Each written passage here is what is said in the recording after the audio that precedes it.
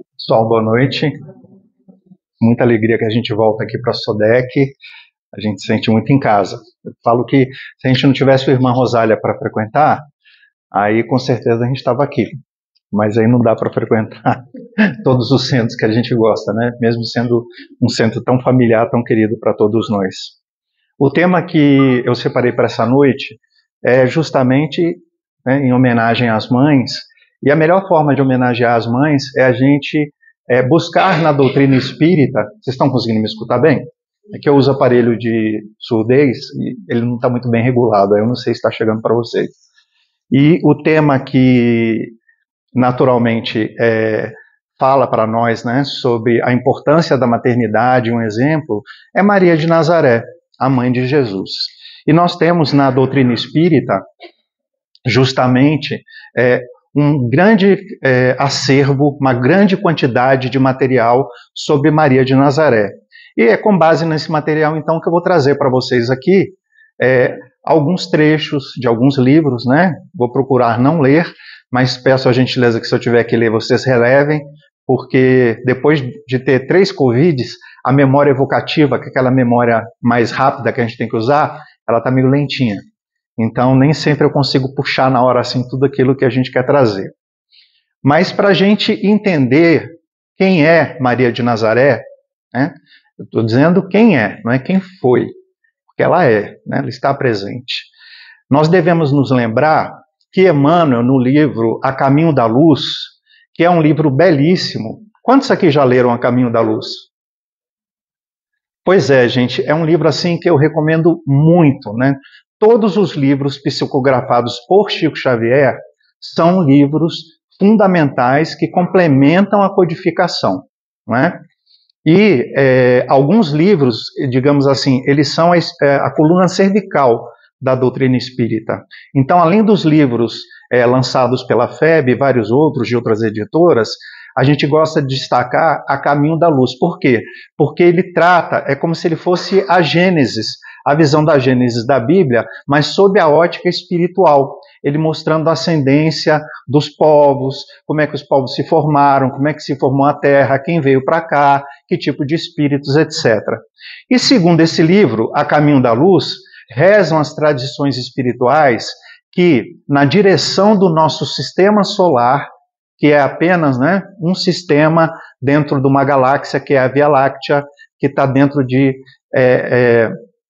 com vários outros universos que existem, bilhões de estrelas, né, a nossa aqui em torno do Sol, que no sistema solar existe uma comunidade de espíritos puros, santificados. Ou seja, ele já não tem um compromisso de voltar à matéria, a não ser para missões. Eles não têm mais nenhuma mancha espiritual, nenhum atraso, eles só têm realmente missões a cumprir pela extrema sintonia que eles têm com Deus.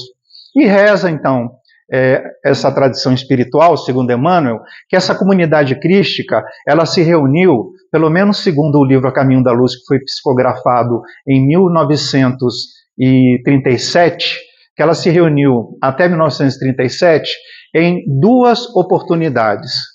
A primeira para a formação da Terra e a segunda vez para decidir sobre a vinda de Jesus aqui à Terra. Então nós temos, além de Jesus, que é o Cristo da Terra, outros Cristos, não é? Porque Cristo vem do grego, quer dizer Salvador, condutor de almas. Todos os povos, todos os planetas, eles têm o seu Cristo.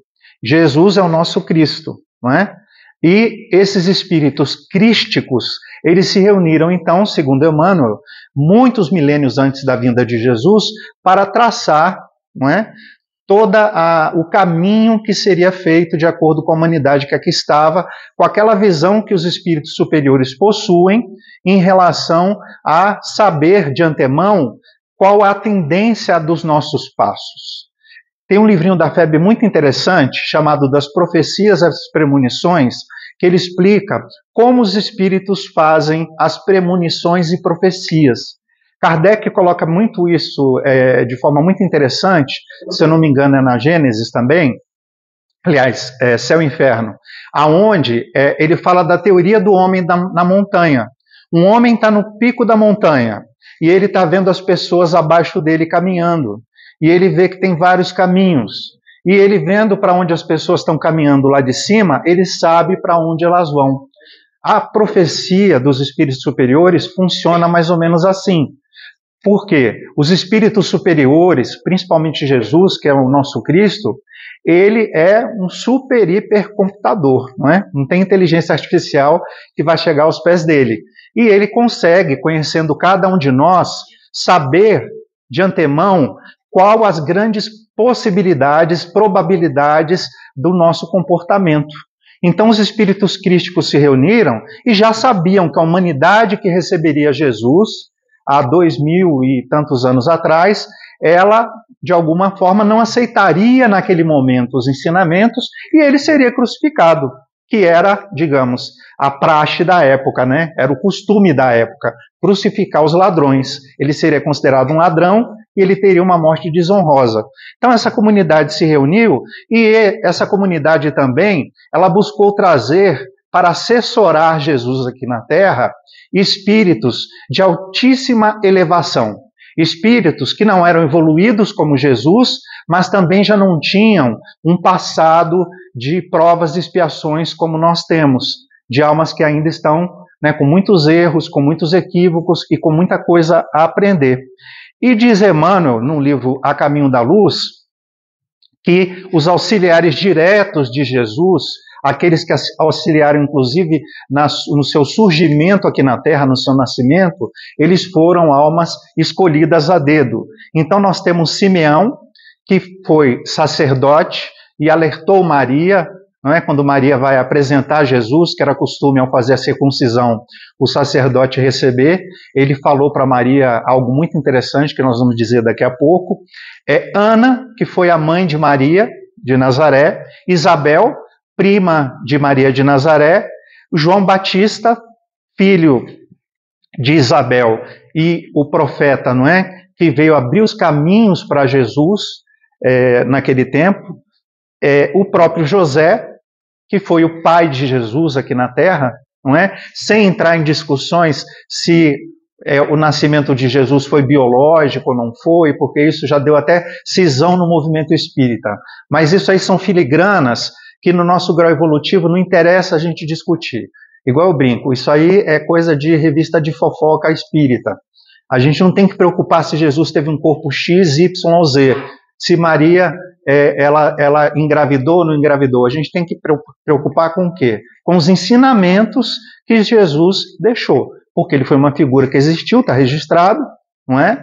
E a partir desses ensinamentos a gente buscar o nosso caminho. E por que Maria foi escolhida?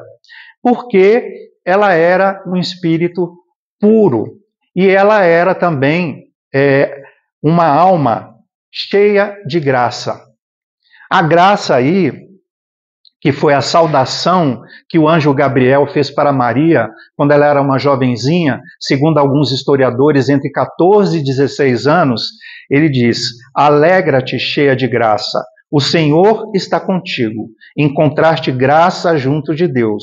Eis que conceberás no teu seio e dará à luz a um filho, e o chamarás com o nome de Deus, de Jesus. Ele será grande, será chamado Filho do Altíssimo, e o Senhor lhe dará o trono de Davi.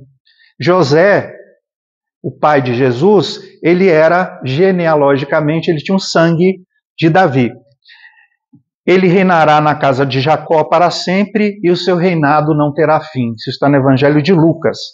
E essa graça que Maria possuía, que ela mesma ficou espantada quando o Espírito falou isso, na sua humildade, uma coisa muito comum nos espíritos superiores, eles não se auto-identificam como almas nobres. Eles são identificados pelos outros, mas eles mesmo têm uma humildade tão grande que não percebem a própria luz. Ela então recebeu essa denominação de cheia de graça por causa justamente das conquistas morais. Ela era frágil e forte, ela era sensível e delicada, mas perseverante. Imaginem, né? Um de nós aqui recebendo esse encargo de receber na Terra uma pessoa que vai mudar tanto a história da humanidade, que a história da humanidade vai ser dividida em antes e depois dele, aqui para nós no mundo ocidental. Então, Maria de Nazaré, ela recebeu essa notícia adolescente, e qual foi a postura dela? Eu sou a serva do Senhor, faça-se em mim segundo tua palavra. Está também em Lucas. E aí vem todo o mistério do nascimento de Jesus, não é? Nós sabemos da história. Maria, segundo os evangelhos, ela fica grávida do Espírito Santo. José, que era bem mais velho que ela, que era uma tradição da época, ele inclusive pensa em abandonar Maria, e ele em sonho é avisado que ali havia uma profecia se realizando, e ele então acolhe Maria, e a partir daí todos nós sabemos da história, porque o Natal foi há poucos meses, né? A gente lembra no Natal, isso é tema mais para o Natal agora, o nascimento de Jesus, a fuga para o Egito, etc. Então não vou entrar nesse tema agora, fica aí para a época do Natal, que todos nós sempre revisitamos, inclusive na belíssima obra, que também é a base aqui dos nossos estudos, que é Boa Nova de Humberto de Campos. Quem já leu Boa Nova de Humberto de Campos? Hoje eu estou bem pesquisador de censo, né? Coloquem na listinha também no celular Boa Nova. Por quê? Boa Nova, que foi recebido por Chico Xavier também nos anos 30, final dos anos 30, início dos anos 40, ele é psicografado por irmão X, que é Humberto de Campos, foi um grande jornalista, foi contemporâneo de Chico Xavier, encarnado aqui na Terra, e quando ele desencarnou, ele passou a conviver com Chico espiritualmente e editou grandes obras, belíssimas obras. E como ele era um cronista, um jornalista, ele entrevistou muitas entidades ligadas ao Evangelho. Vou até citar uma aqui depois, no final da nossa fala, correndo com o tempo aqui. E Humberto de Campos tem esse livro chamado Boa Nova, que ele fala desde da preparação para a vinda de Jesus e termina exatamente no último capítulo, que é o 35, se eu não me engano, falando sobre Maria de Nazaré. O que aconteceu com Maria depois que Jesus retornou ao plano espiritual. E a infância de Jesus, nós temos poucas notícias. Desse livro, Boa Nova, a gente tem um relato muito bonito, aonde Isabel, prima de Maria, visita Jesus e Maria, levando João Batista. Eles tinham a mesma idade, aparentemente. E é muito bonito porque as duas mães ficam ali confabulando, depois vocês vão procurar o livro aí e vão ver que elas mostram as apreensões, porque elas sabem que tem crianças, seria hoje consideradas crianças com inteligências múltiplas, com alto desempenho, com uma inteligência emocional e etc., né, fabulosas, e elas temiam pelo destino deles. E aí, Humberto de Campos, com toda a poesia que ele possui, ele diz que num determinado momento, Jesus aponta para o horizonte, era o entardecer, e diz assim, é como se o grande general estivesse indicando para o soldado da sua maior confiança a tarefa que lhe seria dada, porque João Batista foi o precursor, né? Ele preparou o caminho para que Jesus viesse depois. E Jesus então teve essa infância, foi ao templo com 12 anos, surpreendeu os sacerdotes, e Maria, como toda mãe, ela carregou aí muitas angústias, muitas angústias. Quem é pai e mãe aqui que não tem angústia pelos filhos? Quando os filhos são pequenos, a gente fica preocupado porque não quer que machuque, não é? Quando os filhos estão maiores, a gente fica preocupado com os estudos, com as companhias, etc. Quando cresce e casa, acabam os problemas? Não, né? Principalmente, graças a Deus, na nossa cultura aqui do Brasil, que é muito bonita, né? Que a gente tem parentes que moram no exterior e pessoas que visitam a gente, às vezes, de fora, e falam, né? Que é muito bonito aqui no Brasil essa conexão que a gente tem familiar, de almoçar os finais de semana, juntar a família, porque, por exemplo, citando aí nos Estados Unidos, é muito comum as famílias não terem esse apego.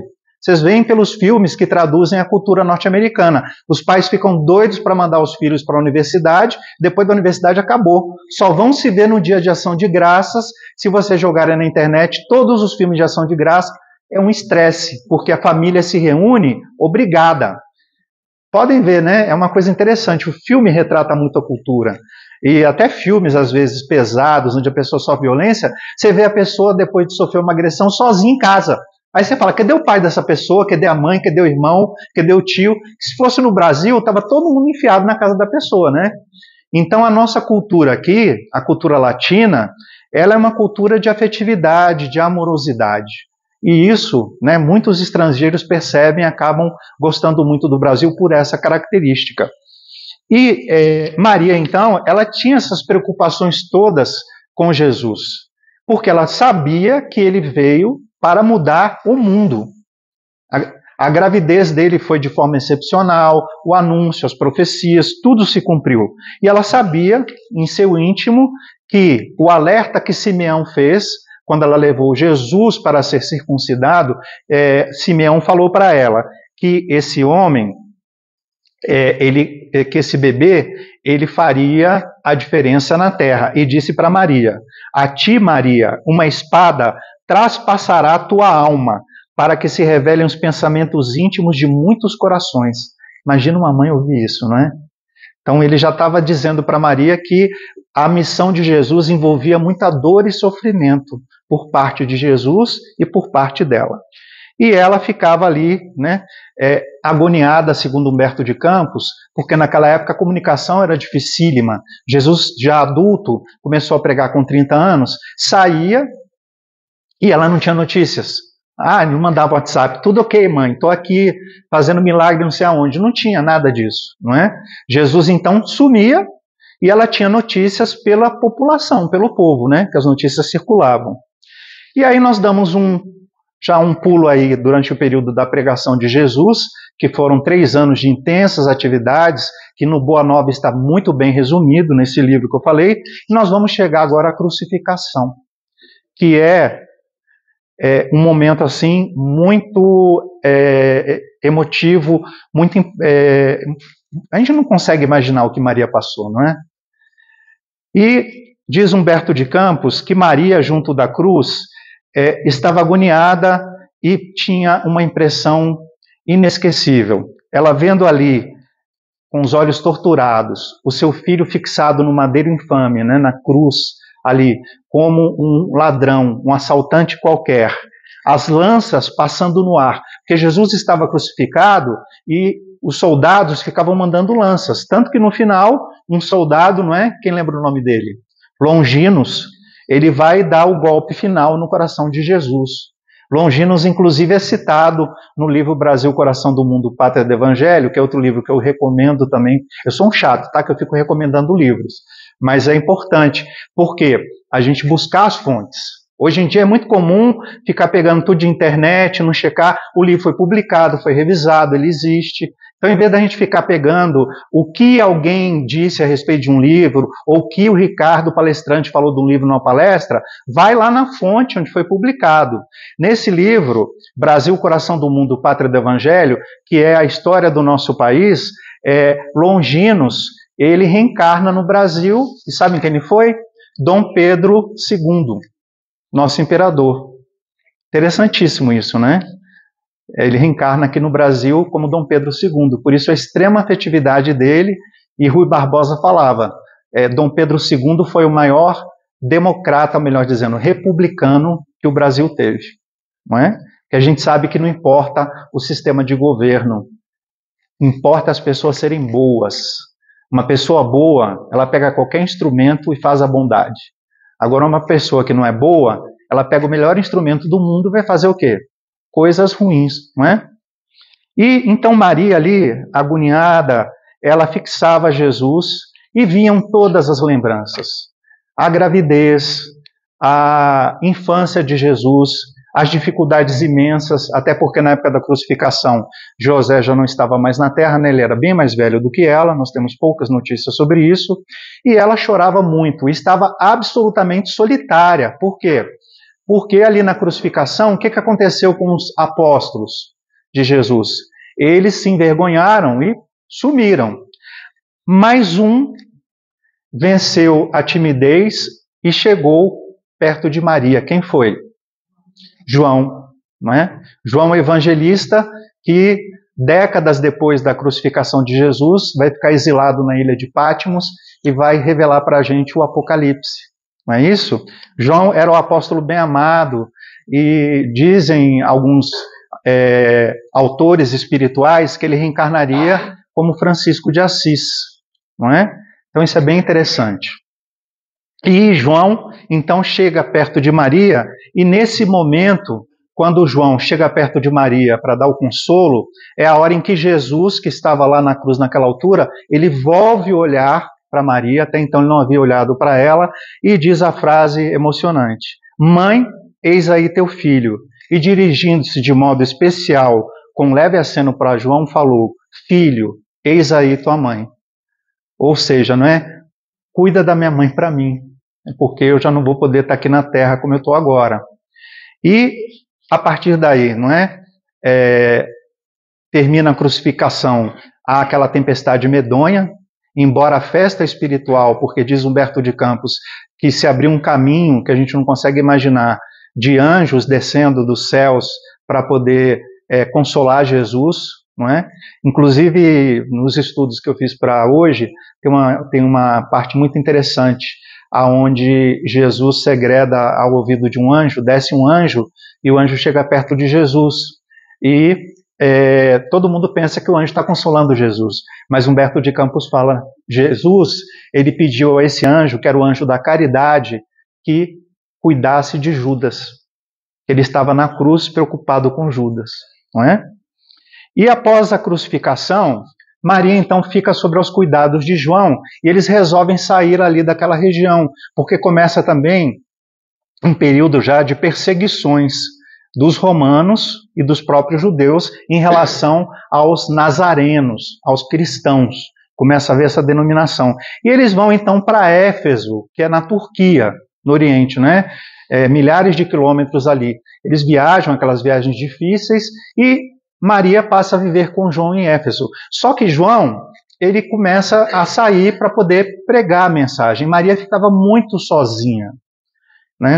Não podemos precisar a idade que ela tinha, mas calculando aí que ela tinha em torno de 17, 18 anos quando Jesus nasceu e 33 anos Jesus teve de existência, segundo a maioria dos autores, quer dizer que ela tinha aí uns 51, 52 anos. 51 anos hoje é 30 e poucos, mas naquela época era diferente, não é? Então ela já era uma pessoa com a idade mais avançada e ela ficava muito só em casa. E o que aconteceu? Com esse amor transbordante que ela tinha, né, que ela tem de mãe, ela começou a atender pessoas na casa.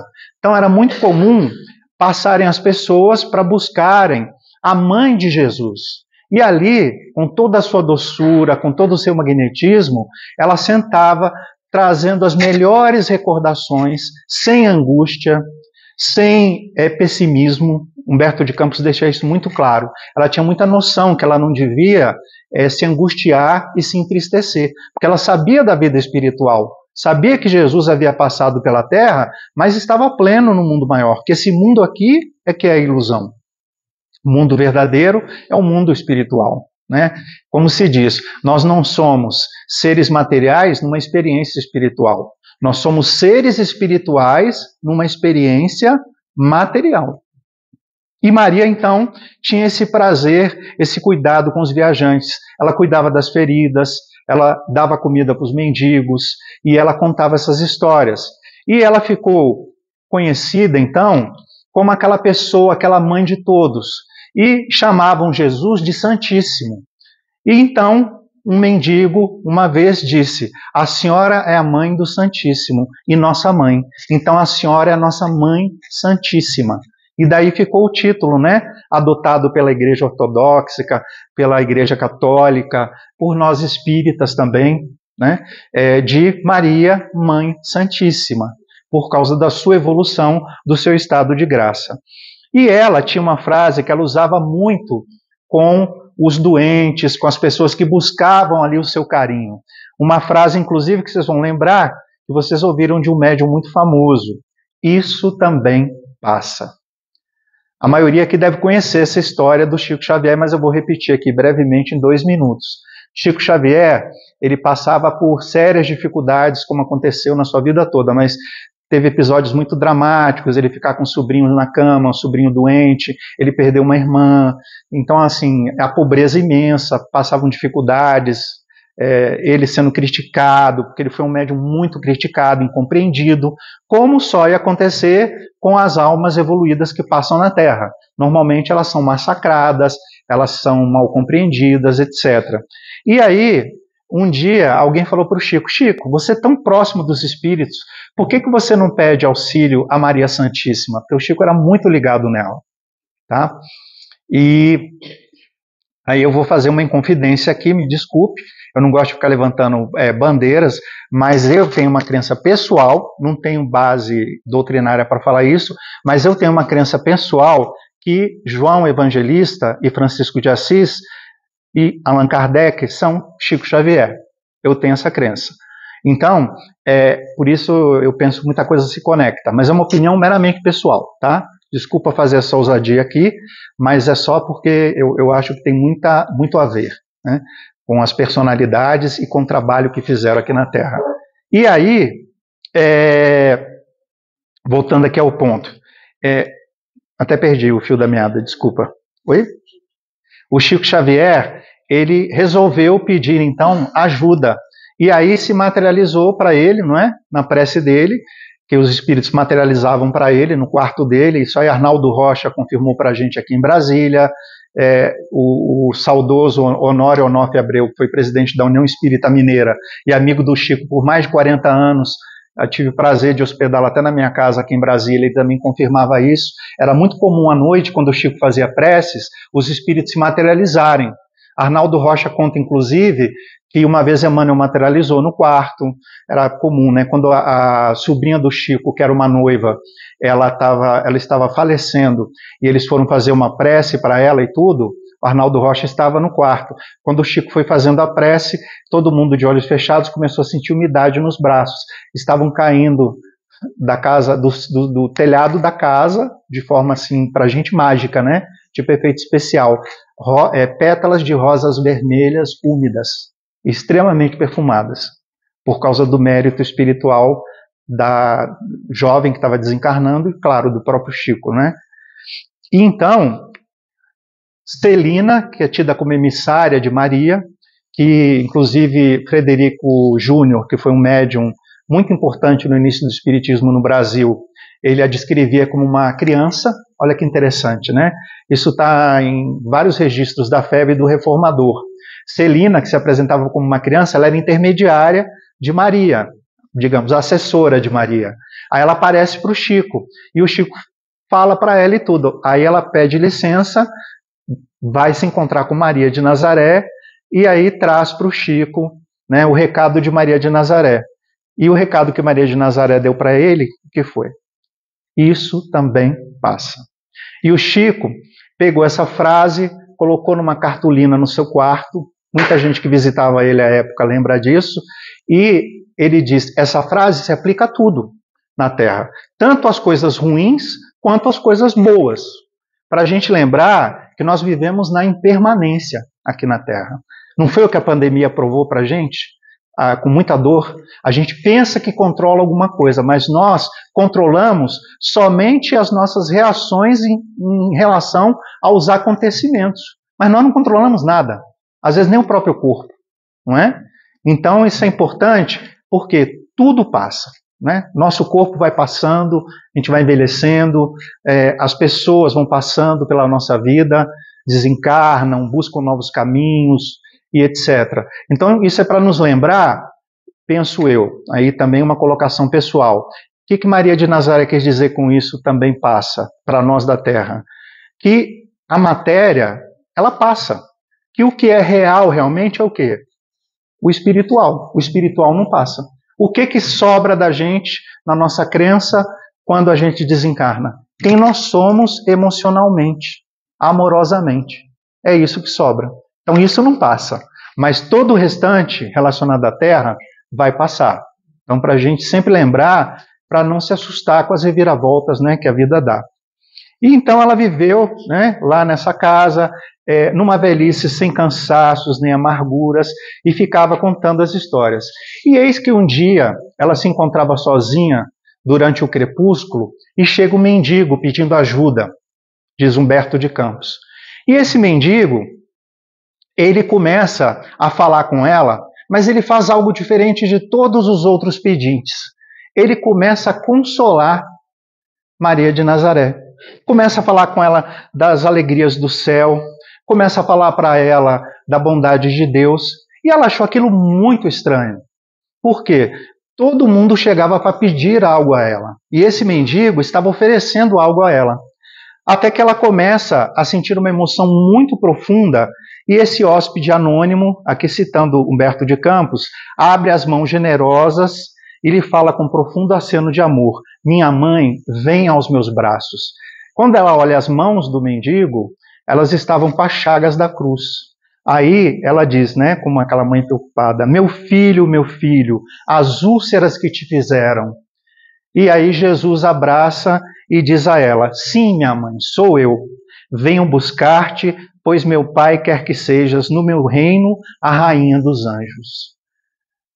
É um momento emocionantíssimo, né, da literatura de Humberto de Campos, trazendo quando vão chegar na casa de Maria, encontram ela já paralisada. Ela deve ter tido, né, talvez, um AVC, alguma coisa, e ela já não conseguia falar. Ela fica acamada por alguns dias e aí ela vem a falecer. É o tempo de João chegar, né? Ele estava pregando nas imediações, e o desencarne dela, Humberto de Campos, que vocês vão ler lá nesse livro Boa Nova, que é um livro muito lindo, principalmente para se ler assim, especialmente na época do Natal, né? São 30 e poucos capítulos, lê um capítulo por dia. Ele conta que assim que Maria desencarnou, a lucidez espiritual dela era tão grande que uma legião de anjos, literalmente, já estava sob o comando dela. E a primeira coisa que ela fez quando ela desencarnou foi procurar Jesus? Não. Ela já sabia das grandes perseguições que estavam sendo feitas por Nero, por outros imperadores que passaram. E o que ela quis fazer? Ela pensou no sofrimento daqueles que estavam buscando a palavra do seu filho. Olha que generosidade, né? Porque eu sou pai, não sou mãe, né? Não tive essa honra. O espírito não tem sexo, segundo o livro dos Espíritos. Eu penso que no futuro todos os homens vão ser convidados um dia a exercer a maternidade, porque o mentor lá no Irmão Rosália, o Padre Germano, que também tem um livro belíssimo chamado Memórias do Padre Germano, ele disse numa comunicação para nós: o amor que mais se aproxima do amor de Deus na Terra é o amor de mãe. Só ele é um reflexo mais puro do que Deus sente por nós. Até essa visão de Deus homem tem muito a ver com o judaísmo, com o patriarcado. Porque se a gente analisar as características de Deus, Deus é muito mais ligado à questão feminina do que masculina, não é? Eu fico brincando, né? Minhas filhas acham ótimo, elas são todas desconstruídas. Eu falo, a gente fica nessa visão judaico-cristã de que Deus é homem, aquela figura do velhinho de barba, porque vem, né, dos pastores judeus. Aí um dia a gente vira espírito puro, chega lá e descobre que Deus é uma mulher, não é? Uma mulher, que tem muito mais a ver, né? Criação, fecundidade, amorosidade. Então, eu espero que nós homens no futuro passemos por essa experiência em outras vidas aí, para a gente desenvolver essas habilidades que as mulheres têm. Então, Maria de Nazaré, nessa sua grande elevação e nessa sua maternidade transbordante, ela pensa nesses perseguidos e imediatamente aquele cortejo de anjos se movimenta com ela e eles vão para Roma, para o Coliseu, aonde já aguardavam alguns cristãos para serem perseguidos. E Maria ali, olha só, ela tinha acabado de desencarnar, mas ela já estava absolutamente lúcida e com toda aquela legião de anjos. Ela pensa, o que eu posso fazer por eles? Aí ela pensou, eu vou providenciar a liberdade deles. Ela falou, não, se eu providenciar a liberdade deles, eles continuarão sendo escravos do mundo. Aí ela falou, eu preciso deixar algo mais duradouro. E ela vê uma jovenzinha de face macilenta, cansada, porque os cristãos, no início principalmente, eram de classes pobres, não é? E eram pegos e mulheres, crianças, todos ali eram sacrificados no circo. E ela chega para essa jovenzinha, que estava muito tristonha, e diz o seguinte: minha filha, canta, canta, porque você está entregando a sua alma a Jesus. E aí diz que essa jovem, então, começa a cantar um hino que eles utilizavam nos cultos que faziam escondidos para Jesus. E aí Humberto de Campos encerra esse capítulo, e eu ainda tenho 10 minutos, né? Obrigado. Humberto de Campos encerra esse capítulo dizendo que aí começou a tradição da música nas igrejas cristãs, por inspiração de Maria Santíssima. E essa jovem então começa a cantar, e a partir daí, todos aqueles que iam se sacrificar em nome de Jesus começavam a cantar também. Eles iam para a arena, onde seriam devorados, né, por ursos, por leões, leopardos, e todo aquele espetáculo hediondo, né, que havia, aquela carnificina, e eles iam cantando, porque era uma forma, né? E isso é bem interessante porque Kardec coloca para nós, a música é o médium da harmonia. A música na arte, ela tem essa facilidade de nos elevar muito, né, quando é uma música elevada, porque ela consegue transcender palavras, imagens. Quem de nós não se emociona ouvindo uma música bela, ouvindo uma Ave Maria, não é? Ouvindo algo, uma música instrumental, um violino, um violoncelo, ou uma música que nos traz lembranças afetivas. E aí ficou, né, então, essa lembrança. E Humberto de Campos encerra esse capítulo dizendo o seguinte: todas as vezes que escutais nos templos religiosos do mundo a música, lembrai-vos da rosa mística de Nazaré, que aí está espalhando o seu perfume. Então, todas as igrejas cristãs, quando cantam, mesmo quando a gente canta meio desafinado, como é lá no centro e tudo, a gente canta. Por quê? É uma forma da gente, de alguma maneira, estar perpetuando essa tradição, lembrando, né, que nós estamos aqui aonde tudo passa, para ir para onde é a nossa vida espiritual. E depois do desencarne de Maria de Nazaré, eu vou destacar outros fatos para vocês, mas eu queria trazer aqui uma imagem que eu vou passar aqui para a nossa amiga Jane, ela poder circular para vocês. Essa imagem tem uma história muito bonita. Essa imagem é a imagem que Chico Xavier, ele recebeu, ela em preto e branco, um médium de Londres, em 1937, ele pegou e recebeu essa mensagem, essa pintura, ele fez essa pintura, só que era em preto e branco. Chico Xavier, segundo Nena Galves, que é uma amiga do Chico de muitas décadas, está encarnada até hoje, ela já publicou 4 livros sobre Chico Xavier. Pra vocês terem uma ideia, durante mais de 30 anos o Chico passava férias na casa deles, lá em São Paulo, e ela privou da intimidade dele assim de forma muito, muito intensa. Ele até trabalhava na casa deles, psicografava, ia com eles para a praia. Eles eram aqueles padrinhos do Chico, cuidavam muito do Chico. Aí o Chico pediu, nos anos 40 e pouco, que essa pintura que ele tinha recebido em preto e branco desse médium de Londres fosse levada para um fotógrafo lá de São Paulo, porque ele queria que o fotógrafo colorisse. Aí a Nena perguntou, mas para quê, Chico? Ele falou, porque Maria de Nazaré é vista assim nas proximidades da Terra. Aí ele pediu para que colocasse os olhos azulados e colocasse os cabelos nesse castanho, né, claro aqui. Que também a gente sabe, né, mistura de muitas tradições, né, e segundo o Chico Xavier, essa é a visão, é a forma com que ela se apresenta quando ela vem aqui na Terra, nas esferas espirituais, para trabalhar com os necessitados. Aí eu vou pedir aqui um carinho para passar para vocês podem ver à vontade, depois quem quiser eu passo por e-mail. É uma imagem muito bonita, belíssima, né? E aí, nós vamos encontrar na literatura espírita, em alguns livros, principalmente no Ação e Reação, os espíritos invocando Maria de Nazaré em momentos difíceis. Do livro Ação e Reação, tem 2 momentos aqui, onde a Alzira, que é uma personagem do livro, e uma mãezinha já falecida, elas oram pedindo o auxílio de Maria de Nazaré para seus filhos. Então, essa tradição ela existe até no plano espiritual.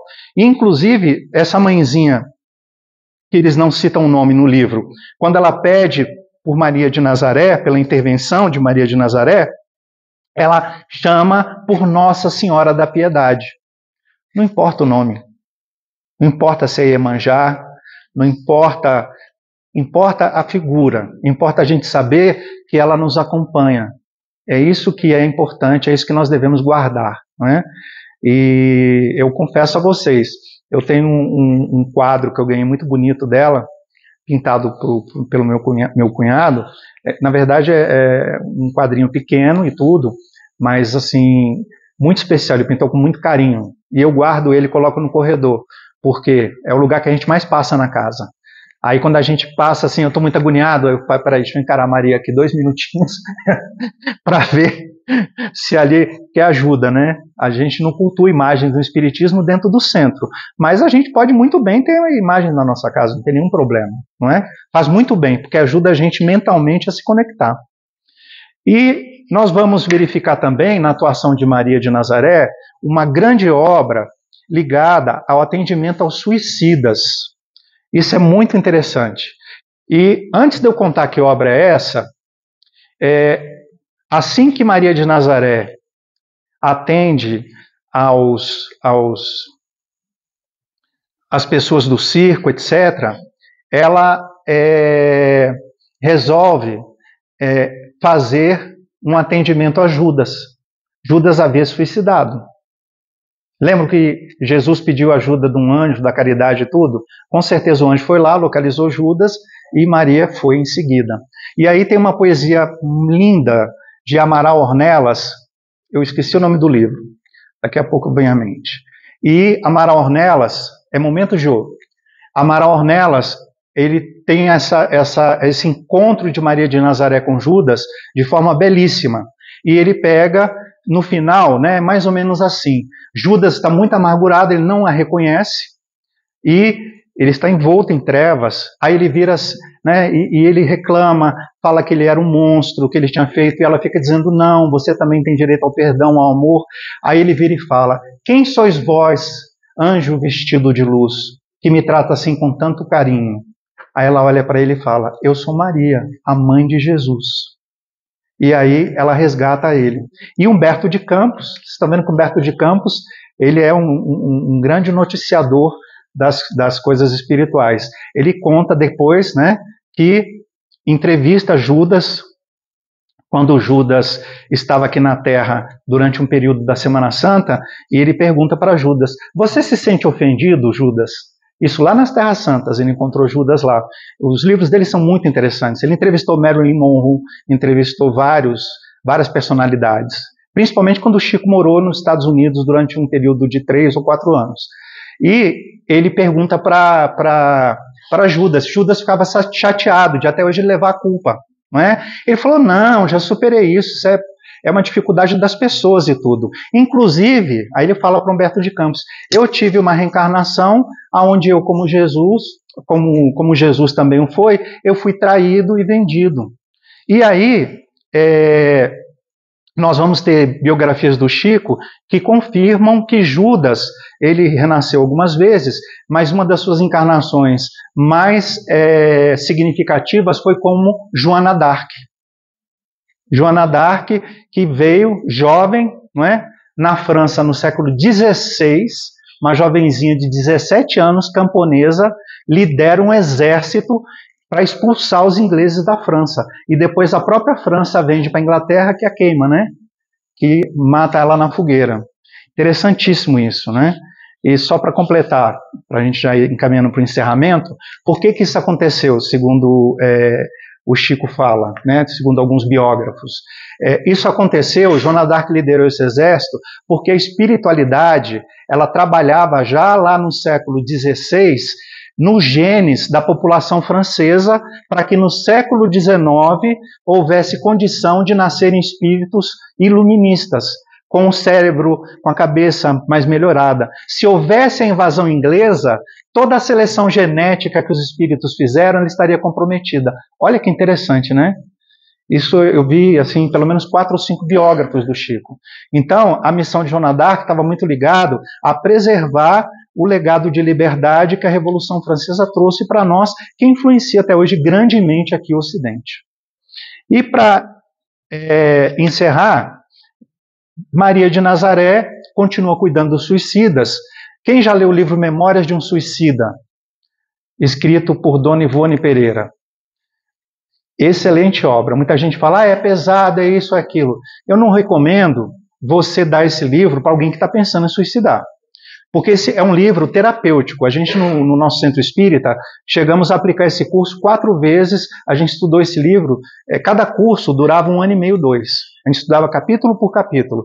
Ele é um livro que explica como funciona o Lar Maria de Nazaré, que é uma colônia espiritual que existe em cima de Portugal e recebe os suicidas. Coincidência? Claro que não. Na Europa, o suicídio é muito comum, né? Eu mesmo tenho notícias de uma amiga, grande amiga que mora lá, contando que a cunhada ia suicidar, e a família do esposo e as pessoas falaram, não, tudo bem, sua vida não está valendo a pena mesmo, então, normal, faça isso. Não teve nem despedida. Então, assim, é chocante, não é? Mas é uma realidade. O suicídio e certas crenças, né, certas culturas, sem julgamento a quem faz isso.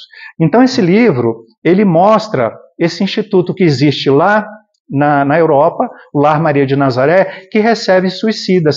E o caso desse espírito, que é contado no livro, escrito por Dona Ivone. Por que eu falo escrito? Porque não é psicografia. Dona Ivone não psicografava.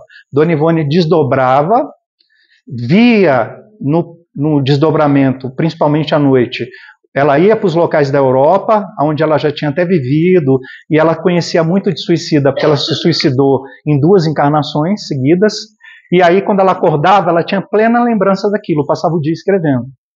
Então, por isso que os livros de Ivone Pereira não têm psicografia. Tá, assim, espírito tal, mas não é psicografado por Ivone, porque ela escrevia, eram as memórias dela. E esse lar, então, ele cuida dos suicidas. Então, para a gente ver como Maria de Nazaré, ela continua até hoje como esse acolhimento. E toda vez que a gente vai fazer um atendimento a alguém que tem ideias suicidas, essa semana mesmo me chamaram para conversar com um médico que é bem sucedido e etc., e a gente tem uma certa proximidade, porque disseram que ele está com pensamentos suicidas, que a vida não vale mais a pena. E com filho, com tudo. Aí, assim, a primeira coisa que a gente faz, invocar a Maria de Nazaré, para ela inspirar a gente, para a gente saber falar, não é? E lembrar uma coisa, a pessoa fala que vai suicidar há anos, não vai fazer. Isso é lenda. Tá? A gente fez um curso no centro com pessoas especializadas sobre suicídio, essa coisa de que a pessoa que fica dizendo que vai suicidar está fazendo chantagem, isso não é verdade. A pessoa faz, é um crescendo. Ali é um pedido de socorro, tá? Só para a gente deixar. E eu queria encerrar agora trazendo aqui um outro poema de Amaral Ornelas sobre Maria de Nazaré, belíssimo, pequenininho, que eu peço a gentileza aqui de 2 minutinhos para ler. Ave Maria, Senhora do amor que ampara e redime. Ai do mundo, se não for a vossa missão sublime. Cheia de graça e bondade, é por vós que conhecemos a eterna revelação da vida em seus dons supremos. O Senhor é sempre convosco, mensageira da ternura, providência dos que coram nas sombras da desventura. Bendita sois vós, Rainha, estrela da humanidade, rosa mística da fé, lírio puro da humildade. Entre as mulheres sois vós, a mãe das mães desvalidas, nossa porta de esperança e anjo de nossas vidas. Bendito o fruto imortal da vossa missão de luz, desde a paz da manjedoura às dores além da cruz. Assim seja para sempre, ó divina soberana, refúgio dos que padecem nas dores da luta humana. Ave Maria, Senhora do amor que ampara e redime. Ai do mundo se não fora a vossa missão sublime. Psicografia de Chico Xavier. Obrigado, desculpem ter atrasado 5 minutos. Que Deus nos abençoe e continuemos buscando esse colo maravilhoso de Maria Santíssima.